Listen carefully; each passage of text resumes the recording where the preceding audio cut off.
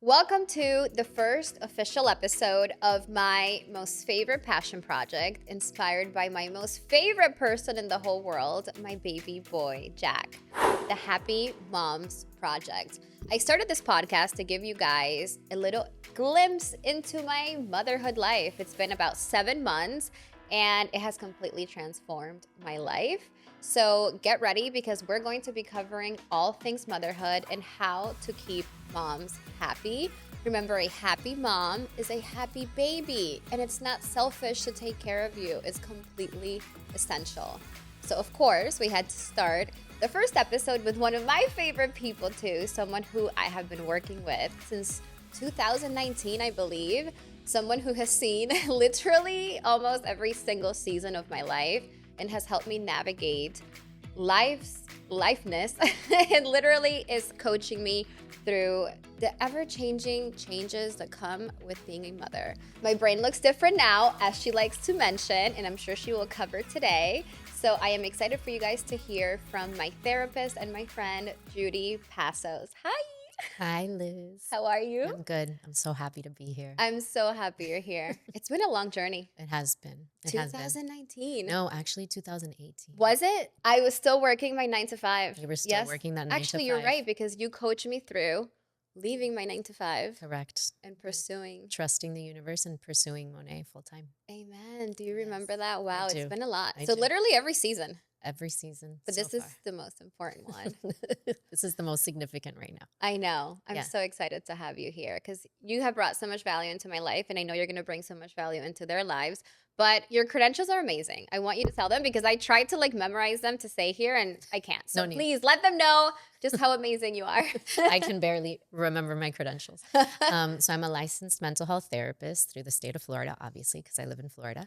I went to UM, undergrad and grad, so did all the basic training to become a therapist. But I'm also trained, I'm a trained yoga teacher. Everything I've ever done has been to improve my own journey, to improve myself. And so me doing things, certifications has always been to deepen my journey on myself, which helps others.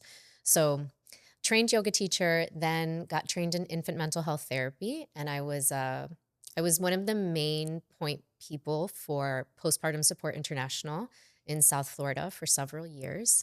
I worked in the South Florida court system, in the dependency court system for a really long time, and did something called attachment parenting therapy, or really parent-child interaction therapy. A lot of it was based on developmental therapy, and it's kind of a preventative therapy. So in that led me to get trained in lots of other modalities that have to do with the nervous system because I became extremely interested in trauma. So after yoga training, after infant mental health, I went into imago training therapy. I got trained in Reiki and energetics, trained through Gottman therapy. So I can't even remember now. So many things. But a lot of things. No, I love it. I love it. Yeah. And the best part is that you're also a mom. I am a mom. I'm a mom of 3. Yeah. Right? So I have a 16-year-old, a 14-year-old, and a 4-year-old. Yes. So I'm in very different seasons at the same time. So I think been a mom for 16 years. That's crazy. Which is a long time to be a mom as how I see it now. It's been a really transformative personal journey, and it has informed my journey as a therapist more than anything. Yeah. Your kids are always here to be mirrors for you to evolve, just like your partner is. And it's just there to get you closer to source, God, to your best self, Amen. And I've actually met one of your kids, Joaquin, the 16-year-old. He's an entrepreneurial spirit. He does help me with his new side hustle, right? That he has started. Yeah. And I got to tell you that, when I met him, I told my husband, I was like, wow, this is exactly what I want Jack to be. Mm. So respectful, just so sweet. So obviously I knew that you were great at what you did because we worked professionally, but after actually meeting your son, I was like, wow, you did such a great job raising him because he's so nice and so sweet. Yes. So, I love that because I got to see firsthand, obviously the fruit of your labor, right? Literally. The fruits of my labor. The fruits of my labor. And I thank my children so much because honestly, and you'll be able to see this with Jack through the seasons, but they're born the essence of who they are. Yeah. Joaquin is today who he was the day he was born, that same essence, that same spirit. And they've been very patient with me as a mother, learning, right, through the journey, because I made mistakes along the way. Lord knows I made mistakes. And it's not what you do, it's what you do after what you do. Yeah. You know, so it was understanding those mistakes, having my own journey with anxiety and doing therapy, and always at the end of the day trying to educate myself to get better, to give them a better world. Yeah. Right? Because you just want to be better than what your parents gave you. You know, they did the best they could, but you want to give your children better. Yeah. So that really comes with self-exploration, self-education, Yeah.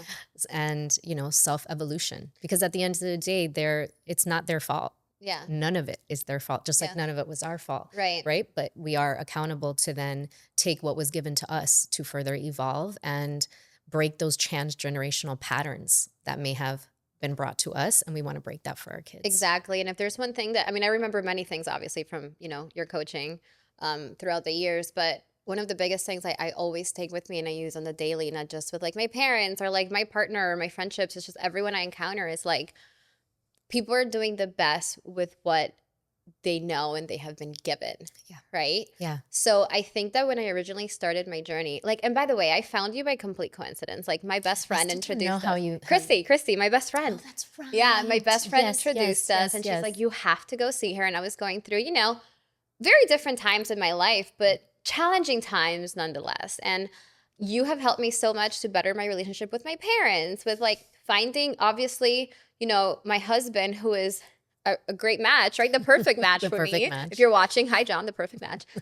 You know, and now through this stage. So I love that because I know now through our coaching that I can only give Jack what I know. Yeah. Right. And, Yeah. you know, I pray with him, or not with him because he doesn't know just yet what praying is, but I pray over him every single night. Good. And one of the things that I ask is like, God, like, you know, help me have self-awareness and help me have clarity to know that I am going to make mistakes. But when I can make something better for his sake, you know, like give me that clarity to do so. So it's been hard. It's been a hard 7 months.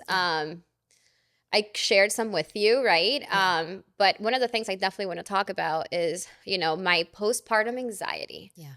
Because I didn't have depression. I think that I'm a very self-aware person. And I actually remember within the first or second week, I was sitting down and I just started crying for no reason. And I told myself, I was like, no, like I'm not going to get depression. So I got up and I started cleaning my kitchen. The most random thing ever, but it helped, right? Yes, yeah. But I did have postpartum anxiety. And I'm naturally a very anxious person. Right. Because of me being so type A and such a perfectionist and so on. So that's helped me a lot with my business. But it really kicked in with the postpartum anxiety. And I would have the most intrusive thoughts, like to the point that, I don't know if many people know this, but I was living in a 2-story house and, you know, I sold that house like about 2 months after Jack was born because the rooms were upstairs and the kitchen was downstairs. And so many times I had thoughts that I was going to drop him on the way down the stairs. Yeah.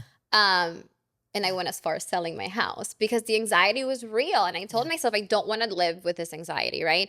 And I know so many women struggle with it. So can you share a little bit about what they are and how to spot it? Yeah. So I think, you know, postpartum depression gets talked about a lot. Your doctor screens for it. There's commercials for it. There's pamphlets for it. And people don't talk about the other things that can happen with postpartum. So there is postpartum depression, there's postpartum anxiety, and there's postpartum psychosis. Now, I'm not big on labeling. I don't like labeling. However, it is important for you to know the symptoms so that then you can seek support. The biggest thing when it comes to postpartum is seeking support of your loved ones, of your doctor, and really having a lot of support around, because when it is a hormonal journey, as many women know, whether it's like as mild as PMS, as destructive as PMDD, or as earth-shocking as postpartum things, it's very hard to grab a hold of it. You know, it's just really hard to grab a hold of it. So 16 years ago, no one was talking about postpartum anxiety. Everyone was talking about postpartum depression. I had postpartum anxiety with my son. I had no idea that's what it was, right? And so through the years, I think a lot of women stay silent because you're ashamed, especially in Latin backgrounds, right? Like if you're a Latin, ay, qué lindo el niño, the baby's so beautiful, you should be so grateful. What are you even worried about? You're just here all the time. So then it creates a lot of shame inside, like, hey, I should be happy. I shouldn't be like freaking out about things. What's wrong with me? Why can't I just enjoy my baby? So I think one of the markers you really want to look at, especially, so postpartum depression, you're definitely looking for like crying spells or like, feeling really sad, having a really hard time connecting to baby. This could also include anxiety, right? So don't freak out if you have the baby blues. So the first 2 to 3 weeks, most women experience baby blues. With my latest child, with Judah, who's 4 years old, I remember taking a walk with Ryan on like week 2. And we're walking, talking. My mom is in the house with the older ones, like his mom is there. And I'm crying hysterically, telling Ryan, I feel so alone. It's like, I'm so lonely. And he's like, what are you talking about? Like, there's a house full of people here. But I couldn't grab a hold of it. Thankfully, I had enough education that I would always ground myself back into like, babe, this is baby blues. Like, I really need you to hold me through this. I really need you to remind me. I need to remind myself like, hey, this is hormones. Like, you just have to ride this wave. That's something that I always said a lot. Just ride the wave. It's going to eventually end. So that's baby blues. If in 3 to 4 weeks, you're still kind of feeling that way, or you're feeling an increase in the sadness, or you're feeling a difficulty bonding with the baby, you're not feeling that attachment, that's like even more difficult. You're not feeling motivated to get out of bed. We're definitely talking about postpartum depression. You definitely want to start seeking more support, right? Talk to the doctor about different ways you can do it. I'm a very holistic therapist, and especially when you're breastfeeding, I would want people to stay away from medication. And if you're not able to function, this is a different thing.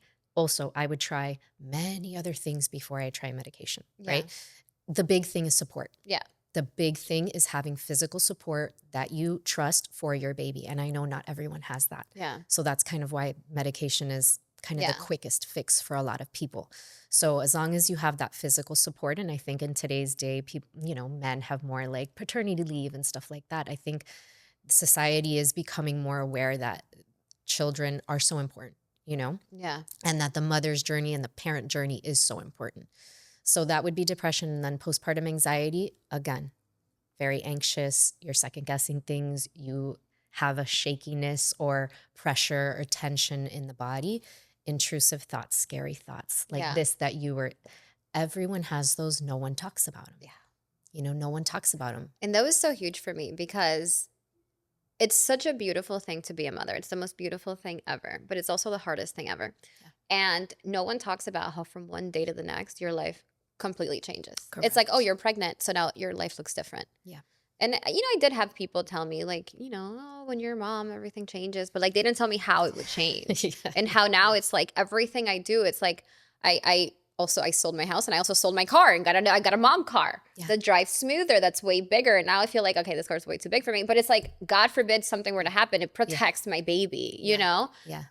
So I that's one of the reasons why I wanted to do this, by the way, because I want women to like know that it's okay and not to feel shame in talking about the ugly side of pregnancy and postpartum. Yeah. It's hard. Yeah. Especially those scary thoughts. So I have a lot of women come and they're so afraid to even tell me the scary thoughts. But I remember with my daughter, it was awful. I would have an image of like, I'd be close to the oven and I would see like her face touching the oven, or like her getting burned, like just awful images, And so this is very common for postpartum anxiety. Yeah. This is another like telltale sign that you have postpartum anxiety. So again, I think that a lot of the things that you did, or a lot of the things that I did later when it came to Judah, because I also had postpartum anxiety because I'm prone to anxiety, because I'm also a type A superwoman. I do everything 110%, which I'm trying to shift now.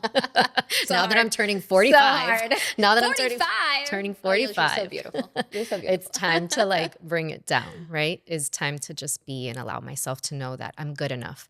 So I think that's a big thing, knowing that. And I think you say it all the time, you can't be the perfect mom. There is no such thing.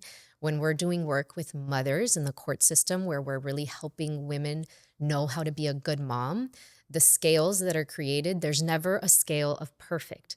The top of the scale is good enough. Yeah. You just have to be a good enough mom. Yeah. Right? And resting in that you're doing good enough. You're Yeah. doing the best you can with the tools, the knowledge, the wiring that you have. Yeah. You know? That's huge. That's huge. And again, that's something that I take with me everywhere now, and it's helped me so much now. Yeah, the compassion. Yeah, exactly. And I get what you're saying on feeling alone, because I feel like I cried to John as that I was alone to no one understands me. That was my thing. And Yeah. he's like, "What are you talking Yeah, about?" yeah, Okay. yeah. But yeah, I mean, what tips can you give about the spouse recognizing what's happening and helping? Because me and my husband, I mean, you've met him, obviously, you were at our wedding. Like, we we have the same birthday. We're kind of the same person, Yeah. but we're still very different in many ways because, he was in the military his whole life, like very different, very like no emotions type of thing, holds Yeah. it in very well. And I'm like quite the opposite. So Yeah. a lot of times I didn't want to really express to him everything I was feeling, because I'm like, he's going to think I'm crazy. He's going to think that like, what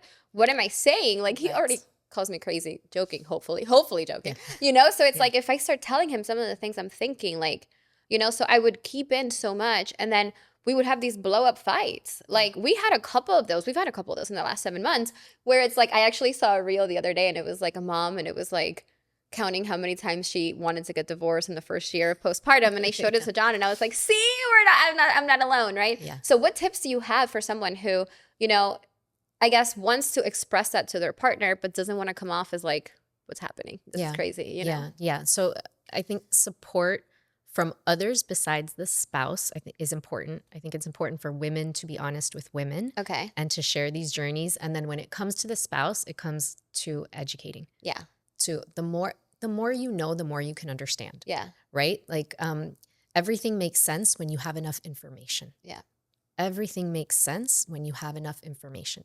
Men don't have enough information. Yeah. The world doesn't have enough information about women's hormonal journeys. Like, now menopause is a big thing, but I mean, doctors get like 2 weeks of training when it comes to menopause in medical school. And now that's changing. Even the research studies done on women. Yeah. Like, most of the research studies that you see on health are all done on male bodies. They're not done on female bodies. Oh, that's interesting. So like when it comes to like fasting, for example, fasting's great for men, but it's not the same for women. And now that they're doing more research, they're like, oh, wait, because we didn't test this on women. Yeah. So now, I mean, it's like less than 1% of studies are done on women. Yeah. So it's not John's fault. It's not the men's fault. It's not society's fault. We don't have enough information. Yeah. So I think the more information you give, the better chance you have of being supported by your partner, right? Yeah.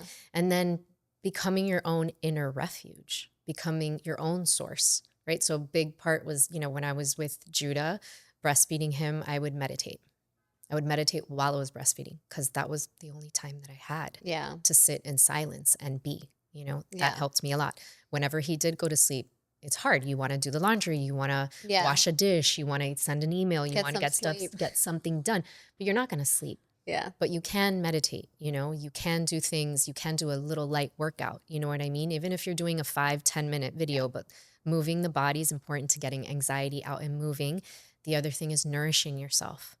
Nourishing the nervous system. You need protein. When you're breastfeeding, you're going to get very depleted. Even drinking water with coconut milk, with coconut oil in it. Oh, wow. Like getting healthy fat in the system. Because what ends up happening to mothers is they deplete their system, especially when you're breastfeeding. There's so many minerals and vitamins that are being taken from you that you have to nourish yourself back. Because when the nervous system doesn't have enough amino acids, you're going to feel much more anxious. Yeah. So I think these are all the things that got lost. And if the partner understands, hey, I need time to have meals. If she's missing water, bring her a glass of water with coconut milk. If that's with coconut oil, if that's all you can do, like that's going to support her nervous system. Do you know? It's about just educating more so that the partner and the partner understanding that the way you feel is regulating your child. Yeah. If you're feeling anxious, if you're feeling depleted, the baby's nervous system is going to match yours. It's going to attune to the mother's or to the father's, either way. So you guys staying really regulated and understanding the importance of supporting each other and making sure that certain needs are met so that you can stay regulated is important for the whole system. So him understanding your journey and you being able to be vulnerable and honest and back it up with education. Yeah.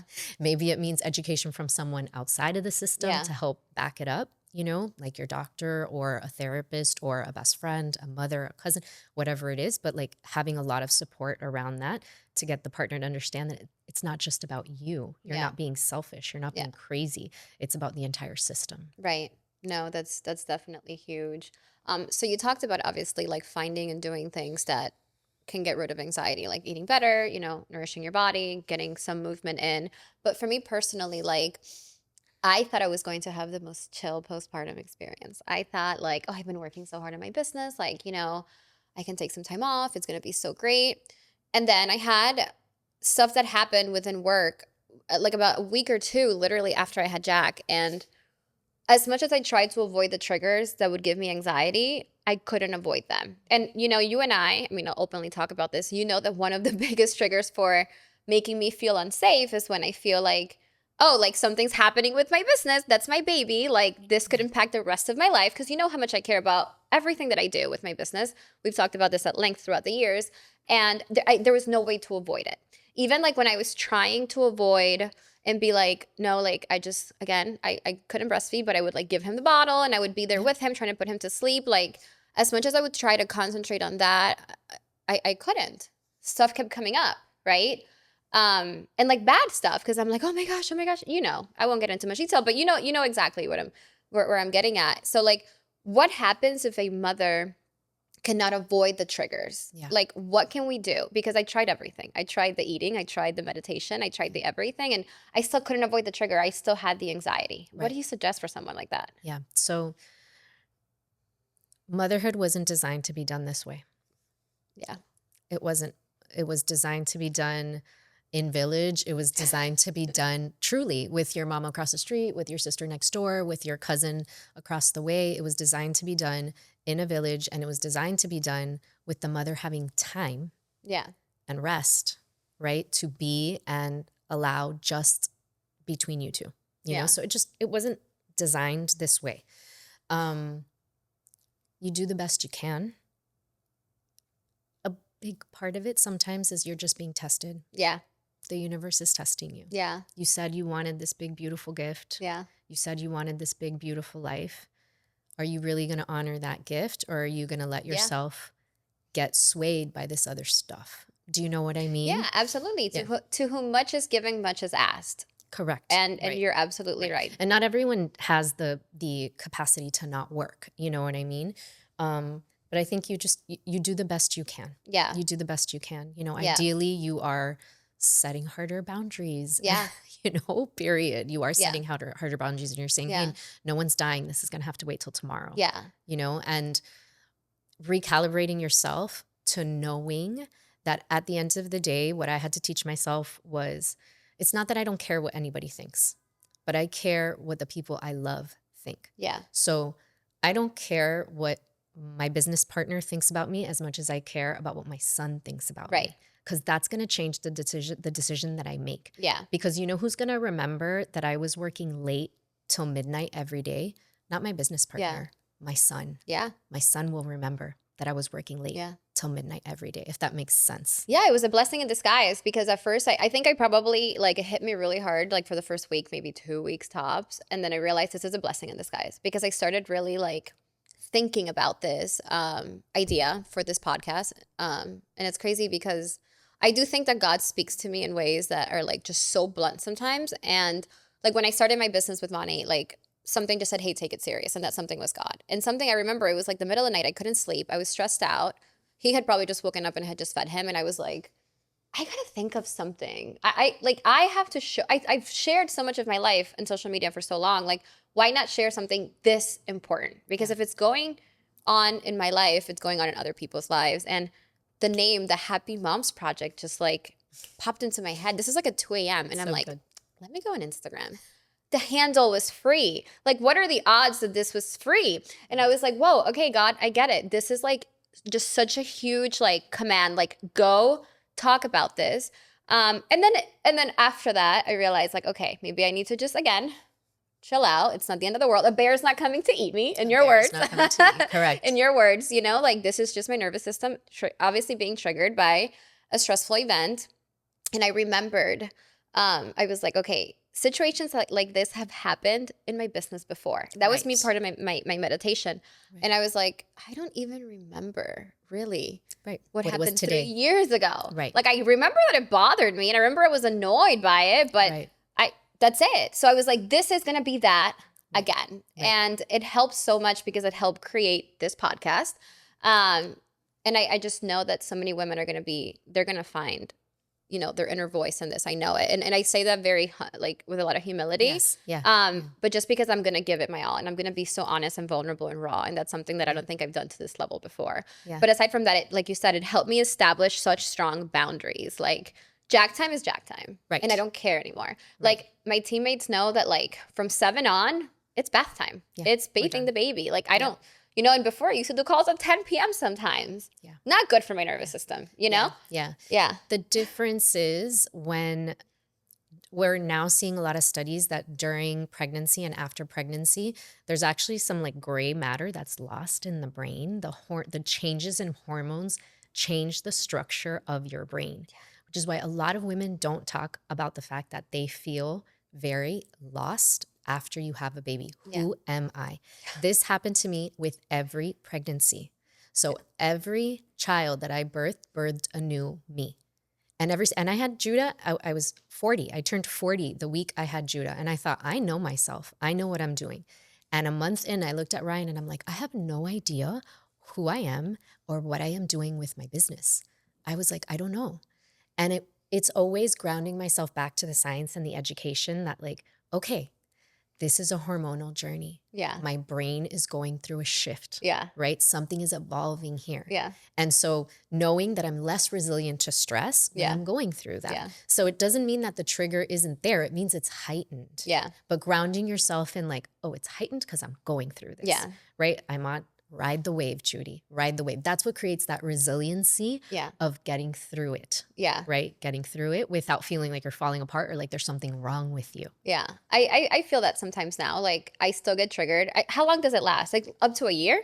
Maybe longer? Mm-hmm. I'm 7 months. Yeah. And it depends on how long you breastfeed. I breastfed Judah for 2 years. Yeah. So what about someone like me that didn't breastfeed? Yeah, I mean, it depends. Probably, and you're doing like neurofeedback work at the same time. I'm kind of cheating, I guess. You are cheating. Right. I am cheating. You are cheating. But I'm working with Judi's husband too. And I've done a lot of work with him before, but it is the most amazing work that literally helps you like reshape your thoughts in your brain. Yeah. We'll probably have him on as a guest later. Yeah, we have to. Yeah, it would be so great. But one of the things that you taught me to develop is that self-awareness, right? Yes. And in my business too, like I always say, it's given me a lot of financial flexibility, but the biggest thing it's given me is the ability to call myself out in my own BS. And I do that now. Like there's days when I wake up and I'm like, whoa, estoy imbatible. Like in Spanish, it means I cannot even stand myself today. And I know that there's certain situations, certain people, certain things that can aggravate that. So I know to stay away from that. Like before, the thought of me just like putting my phone on Do Not Disturb and watching Netflix all day. Now, granted, guys, like I have obviously worked in my business for a long time. So my life looks very different from how it used to, years ago. So I do have that flexibility to do that now. Yeah. But even like 2 years ago, when I still had that flexibility to do it, it was unfathomable. I couldn't fathom it. There you go. Yeah. Yeah. I couldn't even think about like, I would get major anxiety. And now I'm like, no. I'm going to get anxiety if I go because I'm not ready to be out into the world right now. So yeah, I mean, like we said, I am kind of cheating because I'm working on certain things. Yeah. But for someone who's watching and cannot, get to those things, what do you suggest they do to kind of get to that self-awareness of like, whoa, yeah, I'm kind of off right now? I have a fantastic hack. So it's called Yoga Nidra. Okay. The scientific term is non-sleep deep rest meditation. There's been a lot of scientific research on this. Dr. Huberman, that's Stanford neuroscientist that has an amazing podcast. It's a fantastic one called the Huberman Podcast. He has done a lot of research on NSDRs. So I'm currently getting trained. That's is this the sleep one? Ryan told me about this. Yeah. Where you get like 30 minutes of sleep, like awake? Right. So Yoga Nidras translated into regular terms is the yogi's sleep. Okay. It is there for rest and rejuvenation. So it's a guided meditation. It's a very simple one. It's done in shavasana, in laying down position. Sorry, those are my yogi terms, right? You're laying down, getting completely comfortable. And then you're being guided through a meditation that goes through a rotation of consciousness through the body. And then it's attaching some other subliminal work in it. The yogis were so wise. They were talking about neuroplasticity and rewiring, in like centuries. They were talking about this centuries ago. So what's beautiful about Yoga Nidras is you're going in. if you're a mother that needs rest, because the biggest thing is sleep, right? The sleep deprivation is what creates and aggravates a lot of the mood disorders that come from postpartum. Yeah. But it's just par for the course. Your baby needs to wake up and eat. You have to wake up with your baby. When your baby's having like a growth spurt, a brain growth spurt, they're gonna sleep less. So it's like this.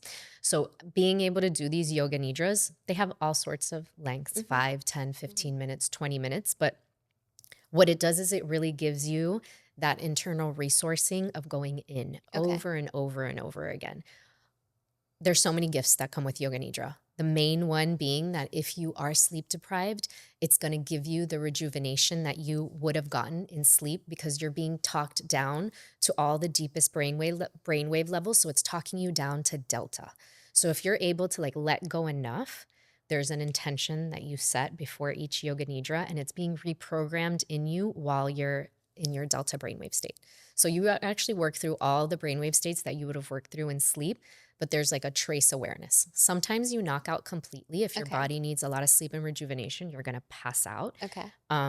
This is one of the biggest hacks that I started doing when I started getting like a lot of insomnia after having Judah. And it's saved my life. Yeah. It saved my life. And I've done a lot of work.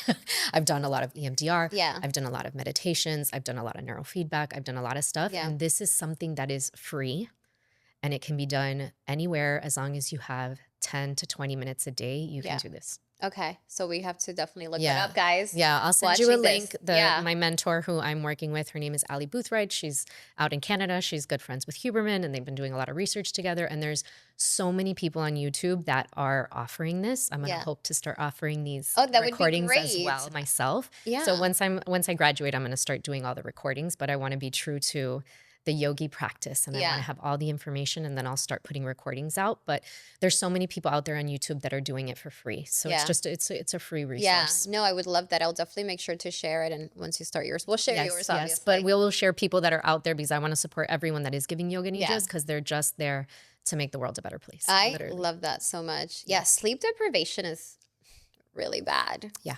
Really bad. Like I remember the first couple of weeks, I was super stressed out with the work thing and being postpartum, and we got the great idea of hiring a night nurse, and it went really well the first night. The second night, maybe the third, I was actually working until late, and she was in the room with Jack. I have not actually shared this with really anyone outside my friends and family. So this is the first time you guys hear this. And John went to bed, and I stayed working a little later because of course I was the overworker, overachiever in me. Yeah. And I go back and, our Nanic camera, obviously the iPad is in the room. And I'm laying there and I'm on my phone and I hear the sound and I'm like, what's happening? I'm like, is the AC broken? What is this? And then I'm like, is my dog snoring? I'm like, what the hell? And then I look and the baby's not in the crib. And I realize the snoring is coming from the room. The night nurse. Oh my goodness. I mean, Jack was probably 2 to 3 weeks. So imagine how tiny he was. And I'm like, John, you have to go check. So he's knocking because obviously he's scared of waking her up. And then he drops the baby.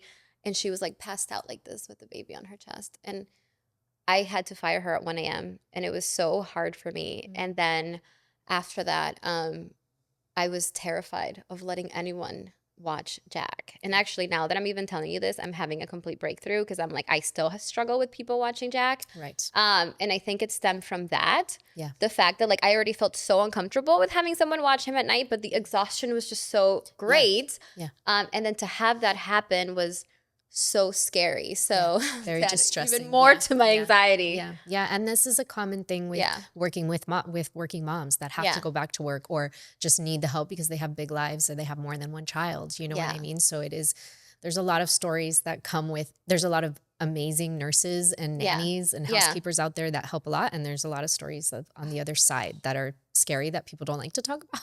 I literally now I'm telling you, I just had a major breakthrough right here sitting with you. Because I keep John's you freak out so much. We don't even like, we have to always like, it's either like his parents or my mom. And then I'm like, yeah, I don't know why. But now I know why. It's because this happened so early kind on. of cultural, right? Like Hispanics, we're a little bit more tight knit with not trusting strangers, right? Like we have that thing as Hispanics, like no lo dejes con nadie. Uno nunca sabe. Right. That's right. So there is sometimes a cultural thing that we have to like be open and aware to, that we just have like a mistrust of anyone that's not a blood family member. I know, but it's crazy. Motherhood is so unique. Oh my goodness. It is. Judi, this was so much fun. I feel like we can talk for hours. I know, we can talk forever. This is going to be like, this is a never ending conversation. I know, we have so many topics. Yeah, there's so much to share. Yeah, so much to share. And you know, I'm now navigating through motherhood, and I was sharing with you, and I'll share with them too, because we're here to be vulnerable and honest. You know, starting this podcast, I had a little bit, I still have a little bit of imposter syndrome, because I'm like, what can I possibly tell moms that have been moms for 16 years, you know, that, you know, I'm a mom of 7 months, but then I realized that I have been very blessed to have people like you in my life. And I've done a lot of self-development and self-growth. And I think that I've had the, you know, flexibility to put myself in situations and be around people that most people don't get to do. Right. Yeah. So I'm not just bringing like the motherhood perspective. I'm also bringing like the woman perspective who's done so much work, right? Because I recognize that, again, my child is going to mirror me. And that work started well before I became a mother. So that was a good way to kind of quiet the imposter syndrome that kind of pops up a little bit. And it's going to keep coming. It's just part of the process. And these topics, they just extend in motherhood based on the season, right? There's newborn, then you have a toddler, then you have a child in puberty, then you have a teen, then you have and it's all new. It's always new. There's always a new chapter, you know? Yeah, so. For sure. Absolutely. But what I do want is for moms to be happy, because if moms are happy, babies are happy. I really do believe that. And kids are happy. Like, you know, like not just babies, like I'm sure if you're going through it, Joaquin's going to feel correct. And I tell them sometimes every time the kids would come home, and if I would be in a better mood, or it's like, you know, mommy does yoga every day and I do it for you. Yeah. I do it for me, but I mostly do it for the people around me. Yeah. I love that you said that, because that is such a huge part of like what I have yet to still talk about and record in the podcast. Because I did a lot of research. I didn't want to just come here and be like, I wanted to really, you know, educate myself on different topics. And that was so huge in the part of like showing them humility, showing them to apologize, showing them that like we're not perfect. And I don't want to get ahead of myself, but like we're not perfect, but I'm trying. Yep. And I'm going to mess up, but I'm here to do this for you, you know? Right. Correct. And you're just showing them the flow of life. You're showing them what it is to be a graceful human being. Because however you talk to yourself is how they're going to talk to themselves. Yeah, absolutely. Well, I think you're going to be your in-house therapist. What do you think about that? That would be amazing. It sounds so fun. We would love to have you so much more. I know, again, we've talked about so many more topics. Yeah, we have never-ending topics to talk about, and I'm sure there's a lot of people that want to hear more. Absolutely. And have questions, and I think it'd be amazing to continue the conversation. Yeah, let us know, guys. What do you want us to ask Judi? Like, what questions do you have? This is going to be obviously on Spotify and Apple. It's also going to be on YouTube. So feel free to leave comments on here. And we need to get you back on social. Thank you. Yeah.